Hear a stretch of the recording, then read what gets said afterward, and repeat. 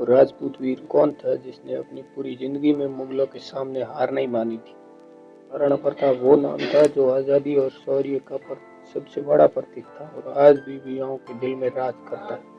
चलो वीडियो शुरू करता हूँ। महाराणा प्रताप का जन्म 9 मई 1540 में राजस्थान के कुंभलगढ़ जिले में हुआ था।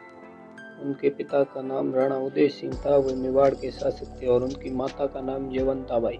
महाराणा प्रताप बचपन से ही सूरवीर और पराक्रमी योद्धा थे। महाराणा प्रताप मेवाड़ के राजा थे और राणा उदय सिंह के बड़े बेटे थे। राणा उदय सिंह की मृत्यु के बाद 1572 ईस्वी में मेवाड़ के राजा बने। महाराणा प्रताप ने अकबर के खिलाफ वीरतापूर्वक संघर्ष किया था।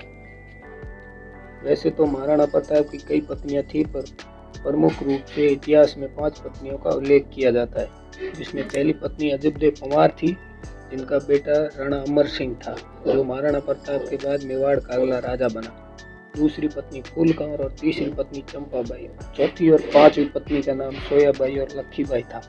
महाराणा प्रताप की 5 पत्नियों में सबसे सुंदर पत्नी अजबदेव पंवार थी। अजबदेव पंवार और महाराणा प्रताप का विवाह 1557 ईस्वी में हुआ था। अजबदेव पंवार ने कठिन समय में महाराणा प्रताप का साथ नहीं छोड़ा। अजबदेव पंवार और महाराणा प्रताप के पुत्र अमर सिंह प्रथम थे, जो आगे चलकर मेवाड़ के शासक बने थे। महाराणा प्रताप की दूसरी पत्नी फूल कंवर, जिसे फूलबाई भी कहा जाता है। फूल कंवर और महाराणा प्रताप का विवाह 1565 ईस्वी में राजपूती रीति रिवाजों के साथ हुआ था। फूल कंवर और महाराणा प्रताप का विवाह मारवाड़ व मेवाड़ की संधि के रूप में हुआ था। महाराणा प्रताप और फूल कंवर के 2 बेटे थे, चंदा सिंह और शेखा सिंह। महाराणा प्रताप का प्रमुख युद्ध हल्दी घाटी युद्ध महाराणा प्रताप और अकबर के बीच हुआ था। 76 ईस्वी में यह युद्ध हुआ था। युद्ध में महाराणा प्रताप के पास छोटी सेना थी, पर अकबर के पास बहुत विशालकाय सेना थी, लेकिन फिर भी महाराणा प्रताप ने साहस के आगे अकबर की सेना को नहीं टिकने दिया। इस युद्ध में महाराणा प्रताप का वफादार घोड़ा, जिसने महाराणा प्रताप के साथ बहादुरी से युद्ध किया था। घाटी का युद्ध भारतीय इतिहास में स्वाभिमान का प्रतीक बना हुआ है।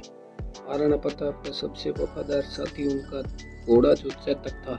हल्दी घाटी के युद्ध में जब महाराणा प्रताप मुगलों के बीच गिर गए थे, तब चेतक ने घायल होकर भी महाराणा प्रताप को सुरक्षित वहां से निकाला था। चेतक का एक पैर पूरी तरह घायल हो गया था, उसके बावजूद भी महाराणा प्रताप को ऊपर बैठाकर कई मीलों तक ले गया। जब नाला आया, फिर चेतक ने उस नाले को भी पार कर दिया।